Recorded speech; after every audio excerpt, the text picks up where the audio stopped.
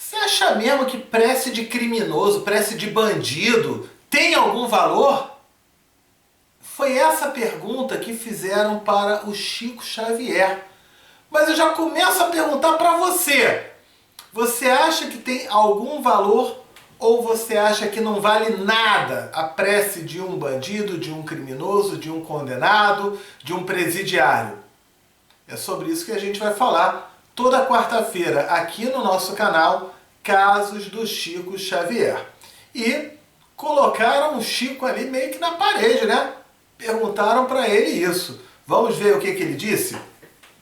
Essa história consta no livro Lindos Casos de Chico Xavier, cujo autor é o Ramiro Gama. E no seu capítulo 167, o título é A Prece dos Criminosos. Eu vou fazer a leitura e a gente vai comentar aqui. Então é dito assim: nossa irmã Maria José acercou-se do Chico, chegou perto lá do Chico, na ocasião em que lhe contávamos os benefícios usufruídos pelos penitenciários do Distrito Federal, com as visitas que lhes vem fazendo. Aos domingos pela manhã, alguns diretores da Federação Espírita Brasileira. Então, em alguns presídios tem pessoas, né, não só espírita, mas de outras crenças, de outras religiões também, né, que visitam, que levam uma palavra, um conforto, um esclarecimento, um entendimento, né? Vão trabalhando ali, alguns levam até terapia para eles, né? Para poder, enfim, né? Superar essa situação e, quem sabe, trabalhar a sua regeneração. Tem muitos que falam, não vai regenerar nunca, não vai regenerar nunca. Outros acham que vai, aí eu estou deixando a critério de cada um. Mas, continuando aqui a história, a conversão de muitos irmãos detentos à doutrina espírita tem sido permanente, segura e confortadora. No final, quase sempre cabe a um dos presos, em meio do pranto, né, das lágrimas e do arrependimento, orar, agradecendo a Deus as graças recebidas.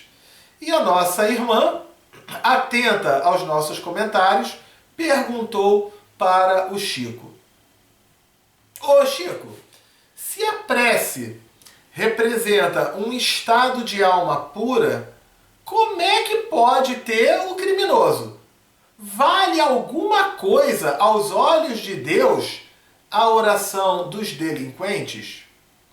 Então, vindo aquela prece ali do cara que está preso, que agora não tem mais como fazer nada, não tem como resolver nada, ele fazer prece, ele orar, ele ficar bonzinho, não vai, se ele matou alguém, não vai trazer esse alguém de volta, não é verdade? Enfim, as consequências ali do ato daquele criminoso não vai trazer nada de volta.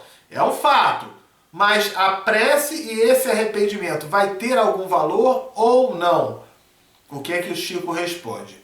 O Chico falou assim: o prestativo servidor, em dia com os assuntos santos do Senhor, ajudado pelos mentores, justifica. Aí o que o Chico falou: a prece de um criminoso, por ser a de um irmão faltoso, que cometeu uma falta, tá?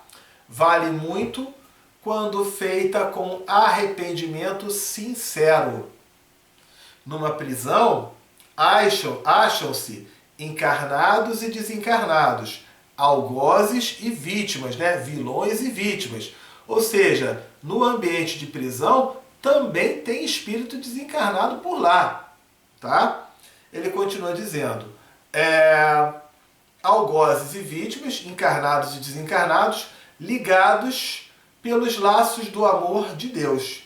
E quando, dentre eles, um se mostra arrependido do mal que fez e, ajoelhando-se a alma, ora ao Pai, a Deus, na linguagem do coração, na sinceridade, na humildade, com vontade de ressarcir suas faltas, de reparar suas faltas, uma surpresa aponta no íntimo dos outros colegas e todos acabam envolvidos na resposta do Criador, que é sempre algo de incentivo de seu amor e de suas bênçãos.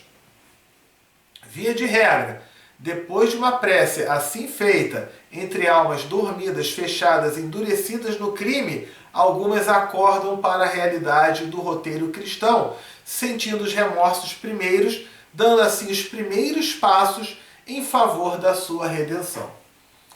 Bom, Sérgio, isso não me comoveu nem um pouco, eu não acredito naquele cara, ele é bandido, ele cometeu o crime, tem que pagar mesmo, ele tem que ficar preso mesmo, e ele fazer essa prece é uma falsidade. Vamos lá, você pode ter esse pensamento. O que eu tenho aqui para dizer para você é o seguinte.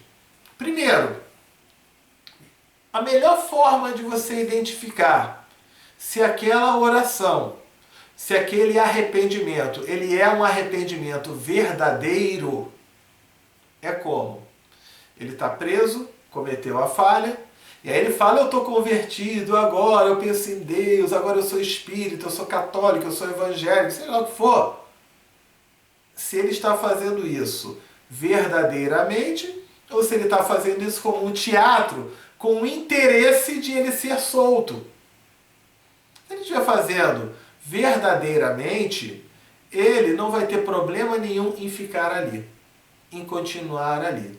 Porque quando vem um arrependimento verdadeiro, qual é o nosso objetivo? Eu peguei R$100 de você, me arrependi. Se eu me arrependi verdadeiramente, o que eu vou querer fazer? Eu vou querer te devolver os R$100 que eu peguei de você. Eu vou querer até te devolver R$200. Não é isso?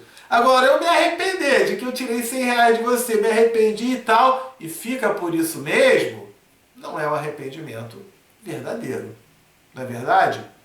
Então, você vai entender até que ponto isso é verdadeiro ou não, quando ele está ali e ele percebe, caramba, pisei na bola, errei, e eu vou ficar aqui de boa, não vou trabalhar revoltas, eu não vou trabalhar nada, eu vou quitar esse meu débito diante da lei, né, para que daqui a pouco eu tenha uma outra oportunidade. Essa é a grande questão aí. Percebe? Você identificar se é verdadeiro ou não. Vale lembrar também, e eu estou aqui para dizer para você, que eu, você, as pessoas que nos acompanham aqui, já cometemos crimes. Sim. Se não foi nessa vida, foi em vidas passadas. Foi lá no nosso passado. Seja por maldade, seja por ignorância, seja por desconhecimento. Por quê? Somos espíritos em evolução, em progresso, em desenvolvimento. Então, se a gente está em evolução, essa vida é a minha melhor. Essa vida é a minha melhor vida. Então significa que lá atrás eu não fui tão bom assim. Coisa boa eu não fiz lá atrás. E aí foi necessário o quê? Acontecer a mesma coisa que pode estar acontecendo agora com aquele presidiário. Está caindo a ficha dele. Caramba, pisei na bola. Não quero mais fazer isso. Vou mudar de vida. Vou mudar de situação. Vou quitar o meu débito. Sim, cometi o erro, fui punido, fui castigado. Castigado não, é causa e efeito ali, né? E aí ele verdadeiramente trabalha o seu processo de regeneração. Mas Sérgio, o cara que foi para a cadeira elétrica, ou que foi prisão perpétua, ainda assim, a gente vai ter outras vidas, outras existências, outras oportunidades para se trabalhar resgate, processo, evolução. E às vezes aquele cara que está lá, ele já começa a trabalhar uma primeira caridade, ajudando a auxiliar, a orientar, a reflexão de outros que estão ali para se converterem ao bem. O que você acha? Faz sentido?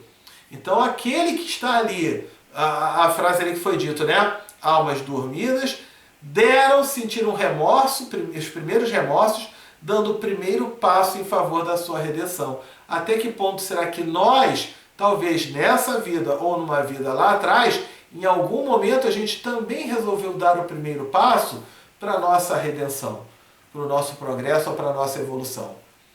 Alguma coisa errada a gente já fez. Pode ser até que a gente não tenha sido preso, que a gente não tenha sido punido, mas ter feito coisas erradas, Com certeza nós fizemos, por nossa ignorância. E a partir daí a gente percebe a besteira que a gente fez e começa a trabalhar a correção, fazendo o bem, se tornando um instrumento do bem, da ajuda e do auxílio ao próximo. Faz sentido para você? Então, tá aí mais essa historinha do Chico Xavier. Curte, comenta, se inscreve no canal. Toda quarta-feira eu conto casos do Chico Xavier aqui, tá legal? E aqui do lado eu estou deixando uma coletânea com várias historinhas do Chico Xavier. Acompanha uma por uma, eu tenho certeza que você vai gostar muito. Fique com Deus. Tchau, tchau!